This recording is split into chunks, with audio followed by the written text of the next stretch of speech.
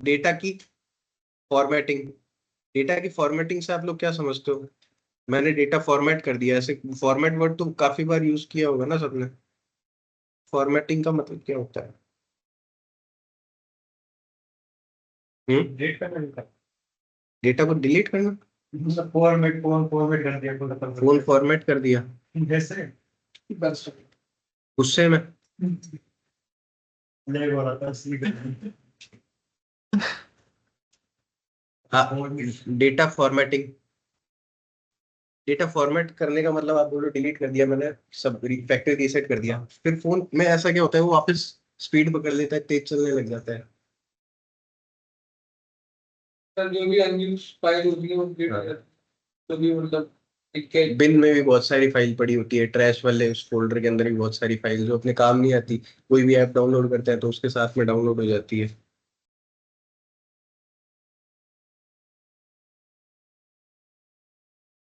Systematic way. चलो देखते हैं। डेटा फॉर्मेटिंग क्या है? सबसे पहले तो ensuring the data is in correct format for analysis, including adjusting date and time format and ensuring the data types are consistent across the data set। कहने का मतलब क्या है? जो अभी बताई थी डेफिनेशन सिस्टमैटिक वे वाली, काफी सही है ना?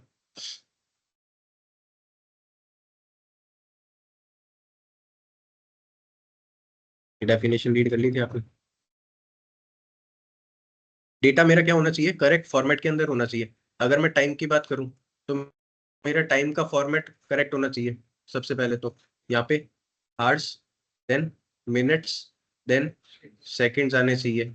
अगर मैं डेट की बात करूं तो डेट का फॉर्मेट भी मेरा बहुत तरह का होता है। कुछ कुछ मंथ पहले लिखते हैं, फिर डे लिखते हैं, फिर ईयर लिखते हैं। कुछ कुछ डे पहले लिखते हैं, मंथ लिखते हैं, फिर ईयर लिखते हैं। कुछ कुछ यहाँ पे डे लिख दिया, फिर यहाँ पे पूरा ऐसे ये करके भी लिखते हैं। अगर न्यूमेरिकल वैल्यूज में नहीं लिखना तो फिर यहाँ पे ईयर लिखते हैं। तो बहुत सारे तरह के डेट के टाइप्स भी होते हैं, लेकिन फॉर्मेट उसका करेक्ट।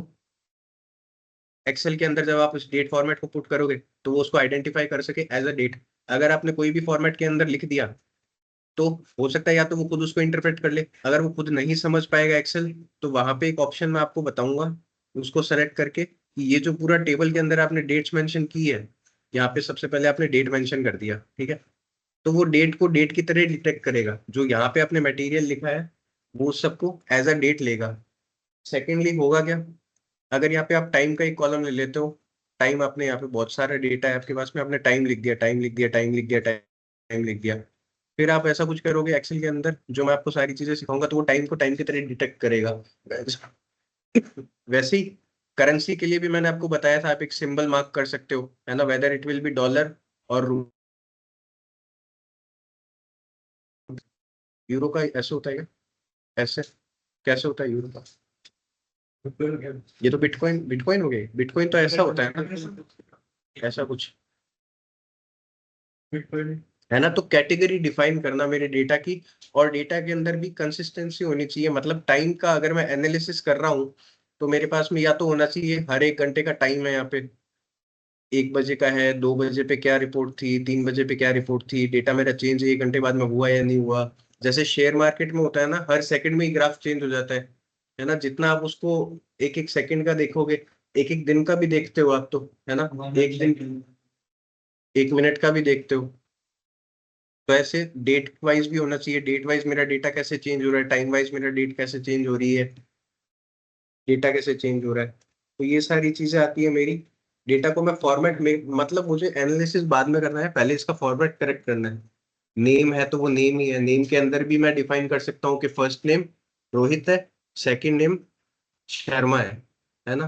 तो वो डिटेक्ट फर्स्ट को फर्स्ट नेम ही करेगा। अगर मैं कॉल करूंगा कि फर्स्ट नेम बताओ मुझे, ये स्टूडेंट जिसकी Gmail ID Rohit Sharma 123@gmail.com है, @gmail.com आएगा। अगर मैंने फर्स्ट नेम ही मांगा है तो वो बोलेगा रोहित। वहीं अगर मैं उसको बोलूंगा सिर्फ उसका सेकंड नेम डिस्प्ले करो जिसकी जीमेल आईडी ये है, तो वो क्या बताएगा? शर्मा बताएगा। तो एक फॉर्मेट के अंदर मुझे चीजें पहले उसके लिए लिखनी पड़ेगी, उसको बताना पड़ेगा कंप्यूटर को कि ये फर्स्ट नेम है, ये लास्ट नेम है, यहाँ पे जीमेल आईडी है, यहाँ पे ये चीज है, यहाँ पे ये चीज है, ये डेटा एनालिटिक्स के कोर्स में है, इतने बजे वाला बैच है, और कितनी तारीख को स्टार्ट हुआ था, उससे मैं ये भी पता लगा लूंगा कि फिर इसका बैच कब ओवर होने वाला है, 4 महीने बाद 2025 में। तो आप सब डेटा एनालिस्ट बन जाओगे ना। बना तो मैं दूंगा, सीखना आपके ऊपर है। बनाई तो क्या, क्या बनाऊं। फिर आता है डेटा वैलिडेशन। सबसे पहले मैं डेटा वैलिडेशन के अंदर एक्यूरेसी डिफाइन करता हूँ, और कंसिस्टेंसी। कंसिस्टेंसी मैंने 2-3 बार एक्सप्लेन कर दिया आपको।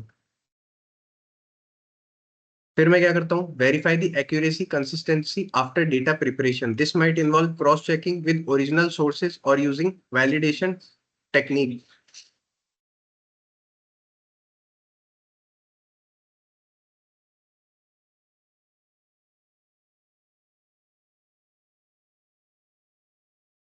डेटा वैलिडेशन, वैलिडेशन का मतलब यही है, वेरिफिकेशन ऑफ डेटा, है ना। दूसरा, एक्यूरेसी ऑफ डेटा।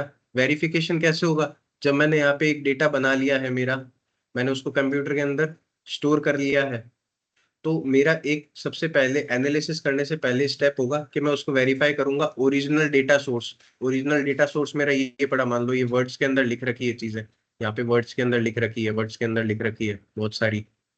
तो मैं पहले एक बार मैच करूंगा कि यार मैंने है वो सही है या नहीं है। अगर आपके पास में सेकेंडरी डेटा आता है किसी क्लाइंट के थ्रू, तो आपको इतना वेरीफाई करने की जरूरत नहीं है। अगर वो आपको रॉ डेटा प्रोवाइड करता है सैंपल के लिए, आपको टेस्ट करने के लिए कि यार आप एक बार चेक कर लेना, डेटा तो मैंने प्रोवाइड कर दिया है, आप फिर भी एक बार वेरीफाई कर लेना कि वो क्या है, करेक्ट है या नहीं है, क्योंकि मैंने अपने अकॉर्डिंग किसी से बनवाया था और आपको सेंड कर दिया मेल पे, है ना।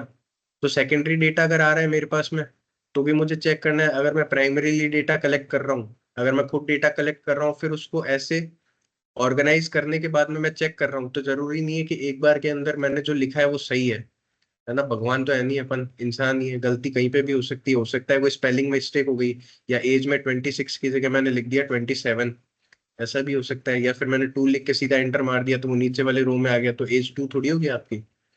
अगर आप किसी और के लिए काम कर रहे हो, तो वो तो रिपोर्ट बनाने के बाद में आपको दिखेगा कि यार यहाँ पे तो एज 2 बता रही है इसकी, मतलब मेरी डेटा के अंदर कहीं ना कहीं गलती रह गई। तो इससे अच्छा है ना कि आप पहले से वेरीफाई करके चलो चीजों को, डेटा को वैलिडेट करके चलो। एक्सेल के अंदर भी ये पूरा एक टॉपिक है अपने पास में, डेटा वैलिडेशन। एक्सेल में कैसे करते हैं वो भी मैं आपको बताऊंगा, डेटा को कैसे करना है। तो बेसिकली यही मतलब है इसका। क्लियर। एक एग्जांपल ले लो आप, ये वाला। मेरे पास में एक डेटा सेट है और एक इंफॉर्मेशन है रिटेल स्टोर की। उसमें ऑर्डर आईडी आपको दे रखी है, यहाँ पे डेट दे रखी है, यहाँ पे प्रोडक्ट दे रखे हैं, देन क्वांटिटी दे रखी है, देन प्राइस दे रखी है, देन डिस्काउंट दे रखा है, देन रीजन दे रखा है ना। तो मैं अब इसके अंदर, आप ये आगे का जो प्रोसेस यहाँ पे मैंने समझा रखा है ना, वो सब मत देखना। एक बार इसको आप देखना कि मैं इसके अंदर 3-4 चीजें क्या क्या कर सकता हूँ। ठीक है, ये एक डेटा सेट है। आप है ना खुद के साथ भी ऑनेस्ट है ना, मेरे साथ भी ऑनेस्ट रहोगे ना, तभी चीजें सीख पाओगे। क्योंकि मैंने पीडीएफ तो आपको प्रोवाइड कर दी, उसमें सॉल्यूशन भी सारी है। लेकिन आप खुद से एक बार ट्राई करना। उसके अंदर आपको क्या चेक करना है, ये जो डेटा सेट वाली टेबल दी मैंने, उसमें पहले तो चेक करना है मेरा डेटा है या नहीं है ना। डेटा एक्यूरेसी तो मैं चेक कर नहीं सकता, है ना, क्योंकि मेरे पास में सिर्फ एक टेबल है। कहाँ से कलेक्ट हुआ है, कैसे कलेक्ट हुआ है, नहीं पता। डेटा कंप्लीट है या नहीं है। डेटा क्लीनिंग के जो भी प्रोसेस थे, डेटा क्लीनिंग के अंदर क्या था, removing of duplicates, missing missing values, और एरर क्या क्या आ रहे हैं। ये 3-4 चीजें आपको देखनी है इसके अंदर। फिर मैं इस डेटा को, तीसरी चीज आती है, डेटा को प्रिपेयर कैसे करूंगा, फिर इस डेटा को ट्रांसफॉर्म कैसे, जैसे भी हो पाए आप देखना एक बार। मतलब अगर ये प्रिपरेशन या फिर ट्रांसफॉर्मेशन तक नहीं आ पाओ, तो भी एक बार ट्राई करना डेटा कंप्लीट कैसे हो सकता है, डेटा क्लीन मैं कैसे करूंगा। गिवन एग्जांपल के थ्रू, जो मैंने टेबल आपको दी है ना, उसके अंदर क्या क्या ऐसा करूं मैं कि ये सारे स्टेप्स उसमें फॉलो हो जाए, जो जो आज तक मैंने पढ़े हैं। आपको उसका वो पावर बीआई की रिपोर्ट नहीं बनानी कोई अभी, है ना। अभी सिर्फ ये 3-4 चीजें करना है, एक बार ट्राई। Getting my point. फिर कल इसके आगे अपन कंटिन्यू करेंगे, ठीक है। यहाँ तक आज जो जो मैंने पढ़ा एक बार मेरे को रिकॉल करवा दो, आज मैंने क्या क्या पढ़ा। मैं यहाँ पे नोट डाउन कर लेता हूँ।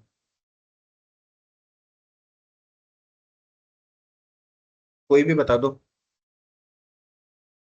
डेटा ऑनलाइन में भी डेटा रिडक्शन एनालिस्ट, और data data reduction data Analyst. Reduction, and data data analyst. Analysis तो लिया ही नहीं मैंने अभी। थोड़ा सा बताया था data- उसके बारे में। Data transformation, data formatting, data integration भी। Data integration, data transformation. Data data formatting,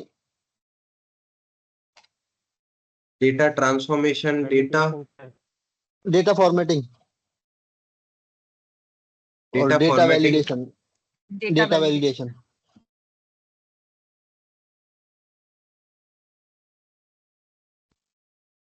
एक एक्यूरेसी चेक करने वाला भी तो मैंने ये 2-3 चीजें और भी तो बताई थी बीच में, सैम्पलिंग, नॉर्मलाइजेशन, ये सब भूल गए क्या रिडक्शन अपने? भी था। अगर मैं फीचर sampling में- सिलेक्शन, तो बताओ ना फिर अगर याद है डेटा तो। रिडक्शन, डेटा रिडक्शन में बताया था। फीचर Data सिलेक्शन, reduction तो में मैं सैम्पलिंग, लिख बताया चुका था। हूँ यहाँ पे, उसी में था ये। उसी में उसमें ही था सर ये।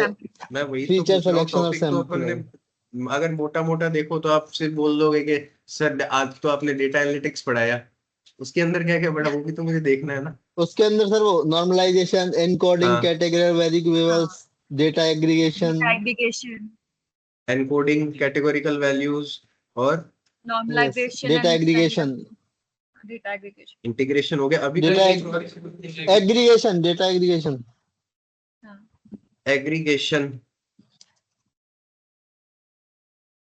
और एनकोडिंग, और इसके अलावा एक चीज और थी ना अपने पास में इसके बीच में, शायद नॉर्मलाइजेशन एनकोडिंग के साथ में। तीन ही थी। Standardisation, random Normal- sampling, data formatting, data validation, feature selection भी तो था।